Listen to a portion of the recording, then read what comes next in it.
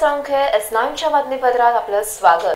ठाणे जनता सहकारी बँकेतील तंत्रज्ञान क्षमतेला NPCIने मान्यता दिली असून सलग दुसऱ्या वर्षी नफ्यातील शतक कायम राखण्यास बँक यशस्वी झाली आहे।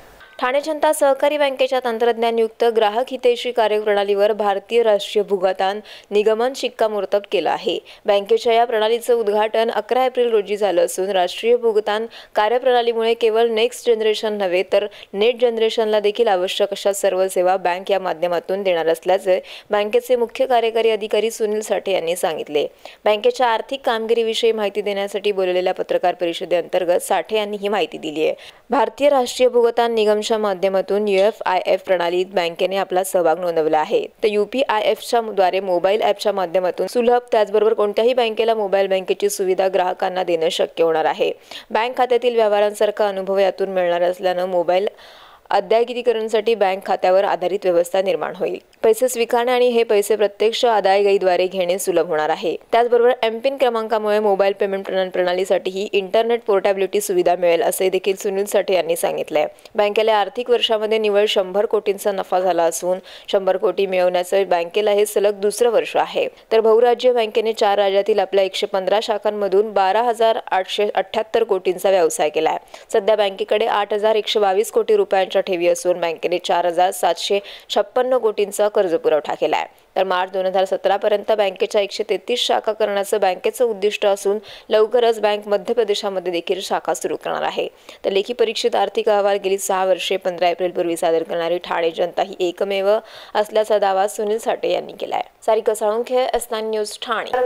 आनंद चॅरिटेबल ट्रस्ट आयोजित चैत्र नवरात्र उत्सव 2016 अंतर्गत नवदुर्गा नवरत्न पुरस्कार आयुक्त संजू जयस्वाल यांच्या हस्ते वितरित करण्यात आले। आनंद चॅरिटेबल ट्रस्ट आयोजित चैत्र नवरात्र उत्सव स्थळी विविध धार्मिक तसेच सांस्कृतिक उपक्रम राबवले जात आहेत। माजी पोलीस आयुक्त लक्ष्मीनारायण यांनी या ठिकाणी उपस्थित राहून देवीचे दर्शन घेतले। तर आयुक्त संजू जयस्वाल, अतिरिक्त आयुक्त सुनील चव्हाण इत्यादी मान्यवरही या ठिकाणी उपस्थित होते। या मान्यवरांच्या हस्ते कला, क्रीडा, सामाजिक, सांस्कृतिक, नाट्य, शैक्षणिक, व्यावसायिक क्षेत्रामध्ये उत्कृष्ट कामगिरी केलेल्यांचा नवदुर्गा व नवरत्न पुरस्कार देऊन गौरव करण्यात आला आहे। यावेळी मंचावर आयोजक खासदार राजन विचारे, आयुक्त संजीव जयस्वाल, माजी पोलीस आयुक्त VV लक्ष्मीनारायण उपस्थित होते। तर महिलांनीही मोठ्या संख्येने उपस्थित राहून देवीचे दर्शन घेतलं। Sarika Salunkhe S9 news Thane. S9च्या बातमीपत्रात वेळ झाली अल्पशा विश्रांतीची।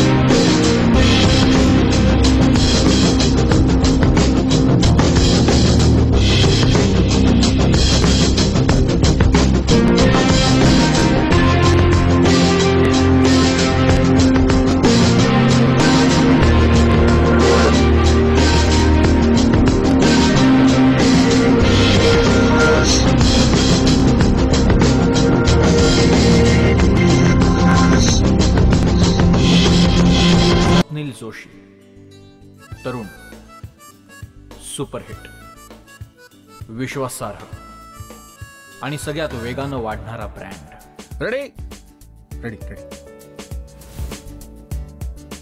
TJSP, तरुण, फायनान्शियली स्ट्रॉंग, तुमचा विश्वास जपणारी आणि सगळ्यात वेगानं वाढणारी सहकारी बँक। ब्रँड म्हणजे स्वप्नील जोशी आणि बँक म्हणजे TJSP।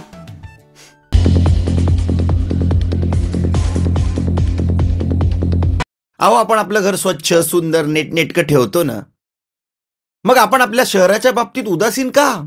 आपलं शहर स्वच्छ, सुंदर आणि नेटनेटकं ठेवणं ही आपली जबाबदारी आहे, हो ना? मग उचला फोन आणि विना परवाना होर्डिंग्स, बॅनर्स कुठे दिसले तर 1800-222-108 या टोल फ्री क्रमांकावर कळवा किंवा 75069464155 या भ्रमणध्वनीद्वारे आपली तक्रार नोंदवा किंवा महापालिकेने तयार केलेल्या स्टार ग्रेड ॲप्लिकेशनद्वारे आपली तक्रार नोंदवा। त्याची दखल त्वरित घेतली जाईल। लक्षात घ्या, आपला छोटासा सहभाग आपलं शहर स्वच्छ, सुंदर आणि नेटनेटकं बनवू शकतो. जसं आपलं घर तसं आपलं ठाणे शहर.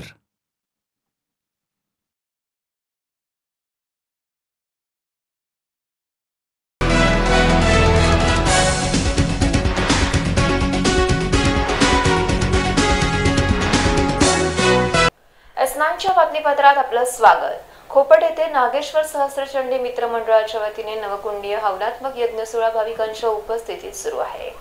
खोपट येथे नागेश्वर मित्र मंडळाच्या वतीने चैत्र नवरात्र उत्सव साजरा करण्यात येतोय. या ठिकाणी अंबामातेची मूर्ती स्थापित करण्यात आली असून 9 दिवस तिची विधिवत पूजा अर्चाही केली जाते. शिवाय नवकुंडही या ठिकाणी उभारण्यात आले आहे. तर धर्माचार्य गुरूंच्या अध्यक्षतेखाली मंत्रांचे पठण करीत हवनात्मक सहस्त्रचंडी यज्ञ सोहळा या ठिकाणी सुरू आहे.